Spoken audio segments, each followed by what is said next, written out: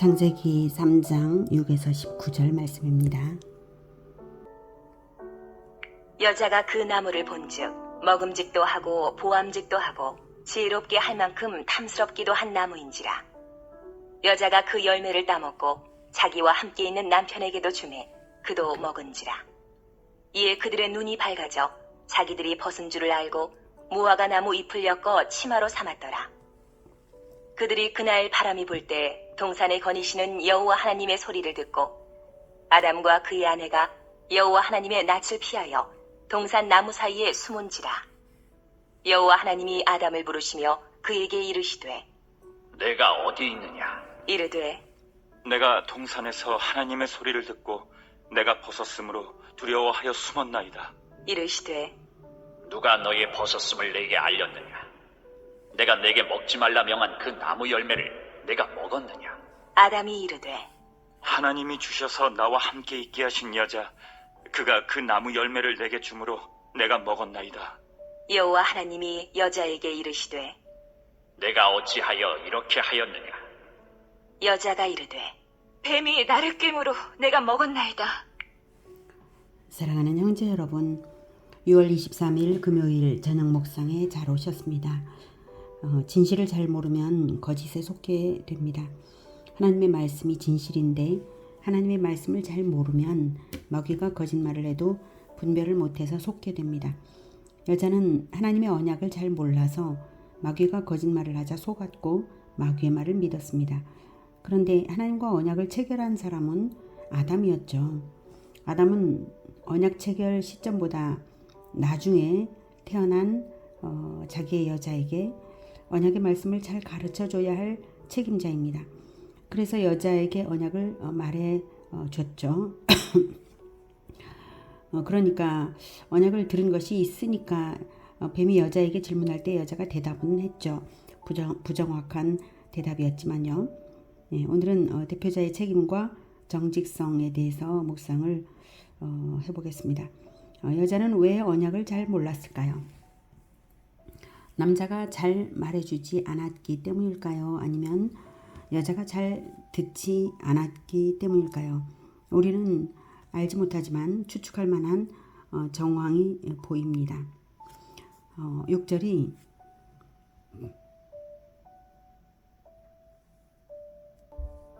자기와 함께 있는 남편에게도 주매 그도 먹은지라. 함께 있는 이라고 말하고 있습니다.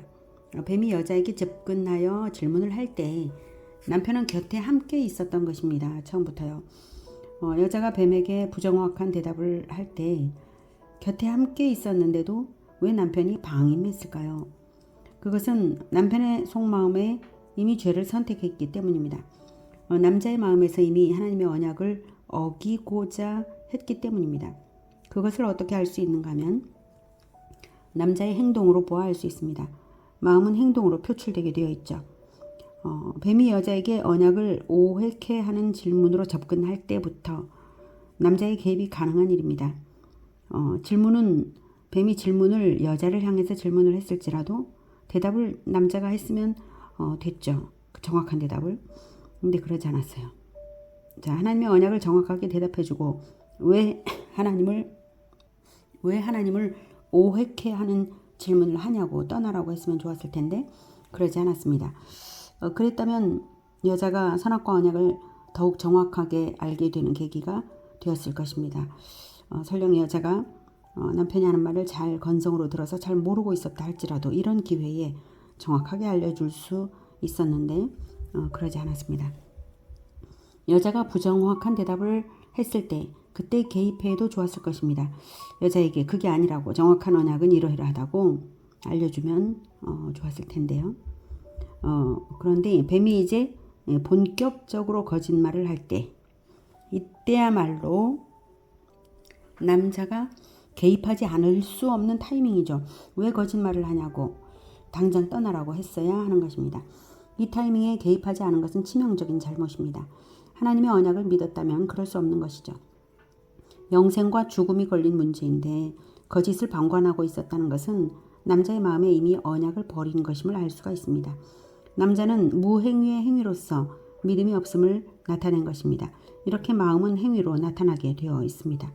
여자가 뱀의 말을 믿고 언약을 불신해서 선악과의 눈길을 돌릴 때에도 그 다음 선악과를 만질 때에도 남자는 개입하지 않았습니다. 여자가 선악과를 만졌는데 아무런 해가 없자 만지지 말라고 했는데 이렇게 여자는 생각을 하고 있었죠.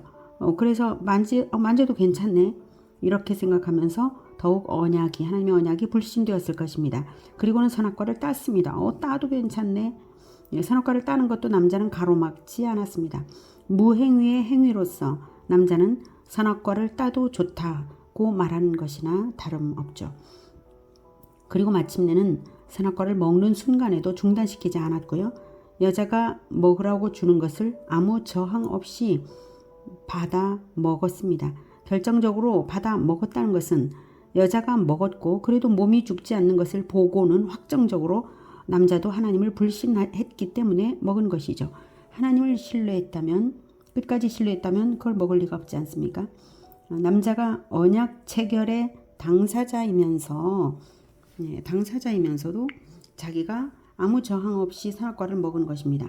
직전까지는 남자가 무행위의 행위로서 죄를 방조했다면 이번에는 행위로서 공범이 된 것입니다. 남자의 마음에 핑계가 있었습니다. 12절을 보면 아담이 이르되 하나님이 주셔서 나와 함께 있게 하신 여자 그가 그 나무 열매를 내게 주므로 내가 먹었나이다. 여자의 권유를 핑계로 아담은 언약을 깨뜨렸습니다. 아담은 바보가 아닙니다. 모든 동물의 이름을 각기 지어줄 정도로 지혜가 뛰어난 자죠. 여자의 범죄 현장에 함께 있었으면서도 방조했다는 것은 바보라서가 아니라 마음에 죄가 이미 들어왔기 때문에 방조한 것입니다.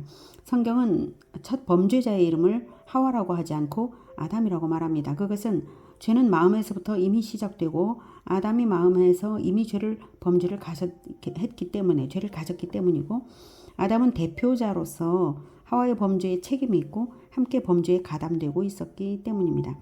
하나님은 모든 사람의 마음을 다 아십니다. 그러기에 범죄한 그들에게 찾아오셨을 때에 먼저 아담을 부르신 것은 아담의 마음을 아셨기 때문이고 또 아담이 대표자로서 책임자이기 때문에 아담을 부르신 것이죠. 하나님께서 내가 어디에 있느냐라고 물으신 것은 단지 장소를 물으신 것이 아닙니다. 하나님은 모르시는 정보는 세상에 하나님이 모르시는 정보는 없습니다. 하나님은 아담아 네가 하나님 안에 있느냐 하나님 밖에 나갔느냐 네가 왜 숨느냐 네가 하나님 밖으로 숨는구나 이런 뜻이죠. 네가 하나님을 피해 숨었다는 행위 자체가 하나님 밖으로 도망친 것이다. 그러니 하나님 안으로 회개하여 들어와라. 처음 벌거벗은 때처럼 하나님 앞에서 아무것도 숨기지 말고 정직하게 죄를 참여하라 라는 요구였습니다. 그것을 스스로 깨달으라고 질문으로 표현하신 것이죠. 회개의 기회였습니다. 자발적으로 회개하라고 질문으로 하신 건데 아담이 정직하게 대답했다면 그럴 수 있었을 텐데 말입니다. 정직성을 잃은 것, 핑계거리를 마음에 의지하는 것부터 이미 하나님 밖에 나간 것이므로 하나님은 네가 어디에 있느냐 하고 자신의 영적 위치를 정직하게 들여다보도록 물으신 것입니다. 영적으로는 두 가지 장소가 있습니다. 하나님 안과 하나님 밖입니다. 아담은 그런데 정직하게 반응하지 않았습니다. 다시 핑계를 대며 자신을 숨기고 거짓말을 했습니다. 10절에 이르되 내가 동산에서 하나님의 소리를 듣고 내가 벗었으므로 두려워하여 숨었나이다. 죄를 지었기 때문에 두려워하여 숨었나이다 라고 말하지 않았습니다. 내가 벗었으므로 범죄의 수치를 가리려고 했다는 뜻이 아닙니다. 범죄를 이실직고 하는 것도 아닙니다. 범죄를 저지르게 유혹한 마귀를 고발하지 하고 있지도 않습니다. 아담은 본질을 말하지는 않고 본질을 피해서 현상의 일부만을 빙빙 돌고 있는 것이죠. 그래서 자꾸만 하나님으로부터 도망치고 있습니다. 하나님은 다시 물으십니다. 누가 11절 누가 너의 벗었음을 내게 알렸느냐 내가 네게 먹지 말라 명한 그 나무 열매를 네가 먹었느냐. 하나님은 누가 라고 물으십니다. 처음 질문은 어디에를 물으셨죠. 네가 하나님 안에 있느냐 하나님 밖에 있느냐. 이번엔 누가 알렸느냐는 범죄를 저지르게 만든 원흉인 마귀를 고발하라 라는 의미로 누가 알렸느냐 이렇게 하셨어요. 사람은 범죄를 저질렀을 때에 수치심과 거짓말이 일어납니다. 자기를 수치스러워하고 자기를 도망치게 합니다. 이게 마귀의 속임수죠. 마귀가 그렇게 만드는 것이죠.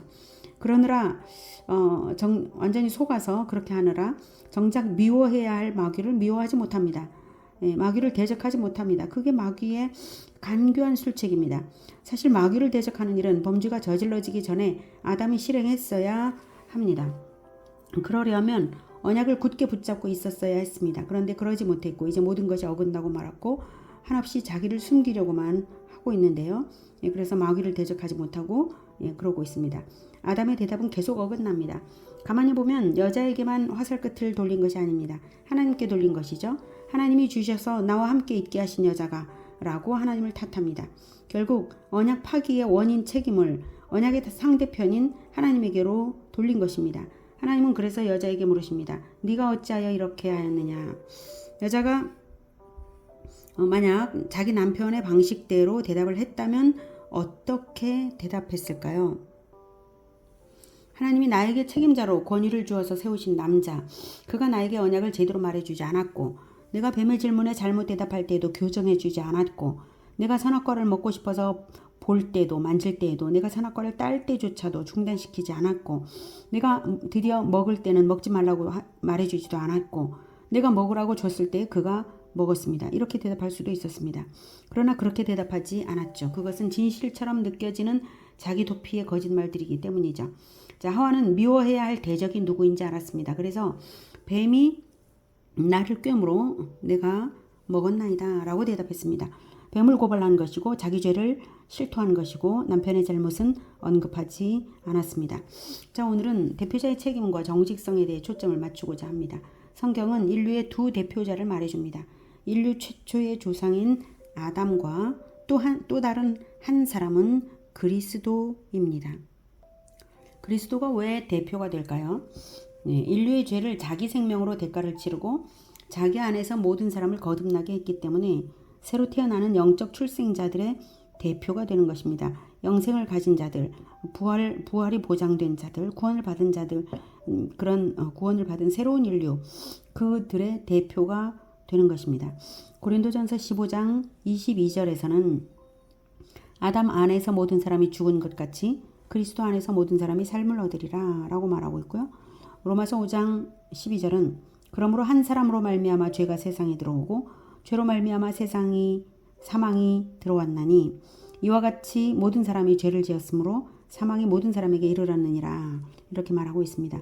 그래서 예수님은 십자가로 자기 백성을 책임지고 자기 백성의 죄사함을 위하여 책임지신 왕이십니다. 왕은 백성을 책임지기 위해 생명을 바치는 자입니다. 그래서 자기 백성들의 죄를 자기가 죄값을 치렀습니다. 로마서 5장 14절에서는 그러나 아담으로부터 모세까지 아담의 범죄와 같은 죄를 짓지 아니한 자들까지도 사망의 왕노릇하였나니 아담은 오실자의 모형이라 라고 말하고 있습니다. 아담은 인류의 대표자로서 죄를 지음으로 말미암아 마귀에게 종이 되고 말았죠. 사망의 왕노릇을 하게 만들고 말았습니다. 아담이 대표자로서 한 그 행위가 아담에게 속한 모든 자들에게 적용되는 것처럼 그리스도 역시 대표자로서 한 그 행위가 그리스도에게 속한 모든 자에게 적용됩니다. 그래서 죽음을 이기고 생명이 살아나는 것입니다. 예수님이 부활하셨으므로 우리 역시 부활이 보장된 예수님의 백성입니다. 자, 이제 다시 우리는 나 자신에게 속한 하나님의 백성들이 있음을 생각해야 할 차례입니다. 아담처럼 유혹에 넘어가서 핑계를 대는 마음이라면 하나님의 백성인 내 가족에게 하나님의 언약을 가르치지 않게 되고 죄를 방치하게 되고 그리고 함께 죄를 짓게 됩니다. 마귀가 유혹을 마음에 떠올려 줄 때 즉각 마귀를 대적하시기 바랍니다. 그리고 여러분의 소속인 백성을 책임지는 또 하나의 참된 왕이 되시기를 축복합니다. 자, 이제 다시 본문으로 돌아가죠. 13절에서 여자가 뱀을 고발했을 때 하나님께서 드디어 선고를 내리는 것이 14절부터입니다. 여호와 하나님이 뱀에게 이르시되 내가 이렇게 하였으니 내가 모든 가축과 들의 모든 짐승보다 더욱 저주를 받아 배로 다니고 살아있는 동안 흙을 먹을지니라. 내가 너로 여자와 원수가 되게 하고 내 후손도 여자의 후손과 원수가 되게 하리니 여자의 후손은 내 머리를 상하게 할 것이요 너는 그의 발꿈치를 상하게 할 것이니라. 하시고 또 여자에게 이르시되 내가 내게 임신하는 고통을 크게 더하리니 내가 수고하고 자식을 낳을 것이며 너는 남편을 원하고 남편은 너를 다스릴 것이니라. 하시고 아담에게 이르시되 내가 내 아내의 말을 듣고 내가 내게 먹지 말라 한 나무의 열매를 먹었은즉 땅은 너로 말미암아 저주를 받고 너는 내 평생에 수고하여야 그 소산을 먹으리라. 땅이 내게 가시덤불과 엉겅퀴를 낼 것이라. 내가 먹을 것은 밭의 채소인즉 내가 흙으로 돌아갈 때까지 얼굴에 땀을 흘려야 먹을 것을 먹으리니 내가 그것에서 취함을 입었음이라. 너는 흙이니 흙으로 돌아갈 것이니라. 하시니라. 네, 본문을 가만히 보면 뱀에 대한 하나님의 대응과 사람에 대한 하나님의 대응은 차원이 다른 것입니다. 뱀은 요한계시록에서 말하다시피 옛뱀 즉 마귀입니다. 마귀에게는 영원한 심판을 주시고요. 죄인들에게는 징계와 구원의 길을 제시하십니다. 그런데 14절은 우리가 경험적으로 알고 있는 생물의 상태인 뱀이기 때문에 이해가 되죠. 뭐 배로 다니고 뭐 이런 것들은. 자, 그런데 15절이 이제 중요하죠. 의미심장하죠. 내가 너로 여자와 원수가 되게 하고 네 후손도 여자의 후손과 원수가 되게 하리니 여자의 후손은 네 머리를 상하게 할 것이요 너는 그의 발꿈치를 상하게 할 것이니라. 자, 먼저 생각할 것은 하나님의 심판이나 징계를 가만히 보면 징벌이 죄의 특성에 따라 징벌로 지워졌다는 것입니다. 우리 사회에서는 보통 벌금이나 징역 몇 년 하는 식으로 죄의 특성보다는 죄의 중한 정도에 따라 길고 짧음이 있을 뿐 징벌의 방법은 같죠. 하지만 하나님의 징벌은 진리에 따라 내려집니다. 그 진리를 반영한 심판 원리가 바로 이에는 이, 눈에는 눈입니다. 같은 원리를 은혜롭게 인간관계에 반영하면 대접받고자 하는 대로 남을 대접하라가 됩니다. 즉 행한 대로 되갚아준다는 점에서 이에는 이, 눈에는 눈과 대접받고자 하는 대로 남을 대접하라라고 하는 것이 동일한 원리, 행한 대로 되갚아준다라는 원리가 적용된 심판의 원리, 은혜의 원리입니다. 이 원리가 진리의 큰 줄기라고 예수님께서 말씀하셨죠. 마태복음 7장 12절에 그러므로 무엇이든지 남에게 대접을 받고자 하는 대로 너희도 남을 대접하라. 이것이 율법이요 선지자니라. 구약성경의 원리의 핵심, 율법 선지서의 핵심 원리가 바로 이것이다 라고 하신 것이죠. 예, 오해하지 마실 것은 갚아주는 주체가 하나님이시라는 것입니다. 심판과 보상의 원리인 것입니다. 그러니 남에게 대접을 받고자 하는 대로라는 말씀은 사람에게 대접받기를 대산적으로 기대하라는 뜻이 아니라 하나님께서 갚아주실 것을 바라고 이웃에게 대접하라는 뜻이죠. 심판과 보상의 원리입니다. 마귀가 하는 방식대로 행하면 하나님께서 마귀에게 갚아주시는 방식대로 보복을 당할 것이고 하나님의 아들이 하는 방식대로 행하면 하나님이 그 아들에게 베푸시는 은혜의 방식대로 보상을 받을 것입니다. 이에는 이, 눈에는 눈이라는 말은 재판관이 범죄자에게 판결을 내릴 때에 가해의 양상 그대로를 되돌려주라는 구약의 재판 규례입니다. 이에는 이, 눈에는 눈. 이를 상하게 한 자에게는 똑같이 그 자의 이를 상하게 하는 징벌을 내리고 눈을 상하게 한 자에게는 똑같이 눈을 상하게 하라는 재판 규례입니다. 그럼으로써 사회의 경각심을 불러일으켜서 죄가 확산되지 않게 하기 위한 규정이면서 또한 공정성도 확보하는 것이죠. 오해하지 말 것은 피해자가 자의적으로 적용하라는 것이 결코 아닙니다. 이건 공적인 재판 과정에서 재판관이 적용할 규례인 것이지 개인적 보복을 그렇게 하라는 것은 아닙니다. 또 신약 이후 은혜 시대에는 율법을 뛰어넘는 사랑을 예수님이 가르치셨습니다. 자, 행한 대로 이처럼 행한 대로 되갚아주는 원리에 따라 하나님의 심판의 내용을 들여다보면 마귀가 저지른 죄악상이 무엇인지 알 수 있죠. 내가 너로 여자와 원수가 되게 하고 라는 말씀은 마귀는 여자 즉 하나님의 백성을 하나님과 원수가 되게 만들었습니다. 그래서 하나님의 백성은 마귀를 대적하도록 하나님께서 하시는 것입니다. 내가 너로 여자와 원수가 되게 하고 그다음 내 후손도 여자의 후손과 원수가 되게 하리니 마귀는 인간을 죄로 감염시킴으로써 모든 후손을 원죄에 감염되게 했습니다. 그래서 인간의 모든 후손이 하나님과 원수가 된 채로 태어나게 되고 말았습니다. 그래서 여자 즉 하나님의 백성들이 오히려 마귀를 대적하게 하겠다는 선언입니다. 그래서 이것이 하나님의 소망입니다. 하나님의 백성들이 마귀에게 빼앗겼는데 그 영혼을 빼앗기고 말았는데 마귀에게서 벗어나서 마귀를 대적하는 것, 그것이 바로 승리인 것이죠. 자, 그렇게 원수가 되게 하신 결과 어떻게 되냐면 여자의 후손은 내 머리를 상하게 할 것이요 너는 그의 발꿈치를 상하게 할 것이니라. 이 부분이 결정적으로 중요한 부분인데요. 여자의 후손과 마귀의 대결 과정에서 마귀는 여자의 후손을 죽이기 위해 발꿈치를 물겠지만 여자의 후손은 마귀의 머리를 박살낼 것이라는 말씀이죠. 발꿈치를 물려가면서라도 반드시 옛뱀 마귀의 머리를 박살낼 것이다. 그 여자의 후손이 있다라고 하는 것이죠. 자, 여러분, 이 선언은 십자가에서 드디어 이루어졌습니다. 여자의 후손으로 태어나신 하나님의 아들이 마귀의 후손들에게 죽음을 당한 것이죠. 그런데 그 죽음이 바로 마귀의 머리를 박살내는 결정타였습니다. 예수님이 죄 없으신 하나님의 아들이라는 점 때문입니다. 죄가 없으면 죽을 수가 없습니다. 그런데 죽었습니다. 그 죽음이 완전한 승리였습니다.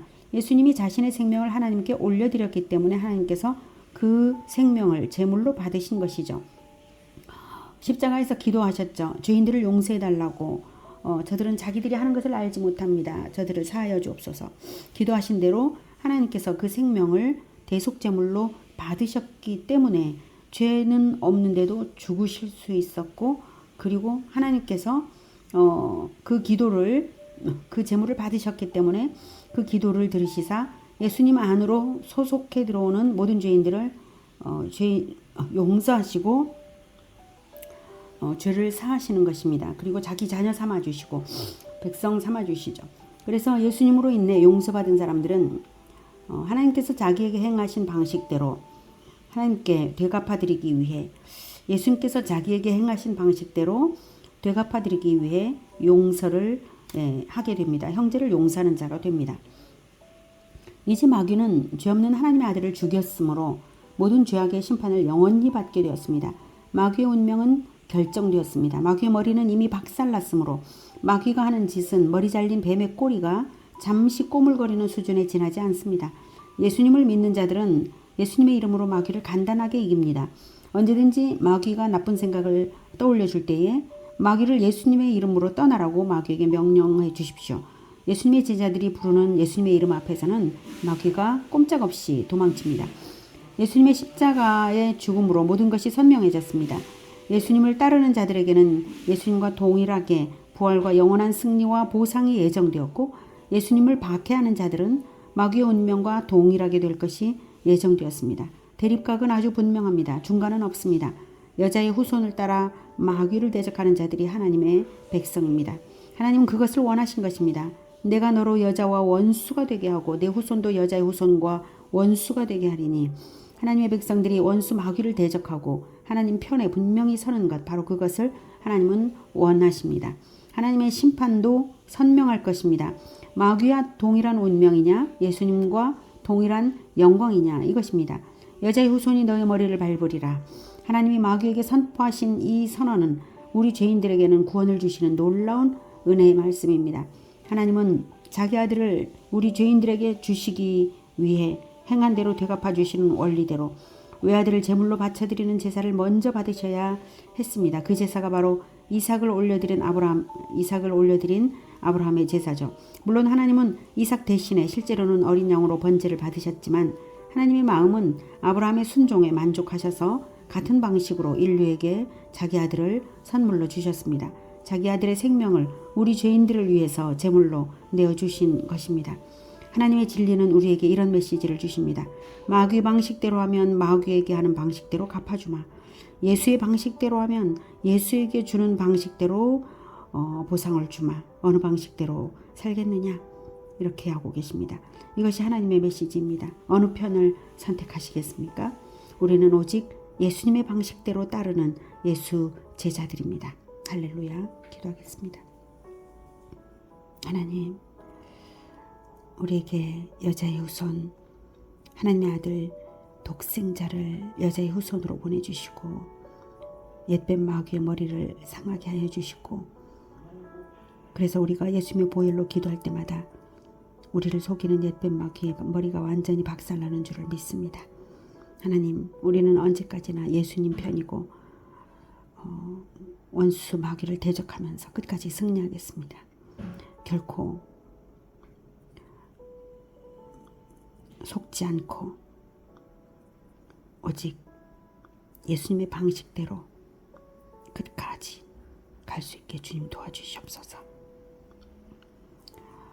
하나님의 아들 그 생명을 우리에게 주신 것 너무나 감사합니다. 예수 그리스도 이름으로 기도드립니다. 아멘. 이어지는 시간은 개인 기도 시간입니다.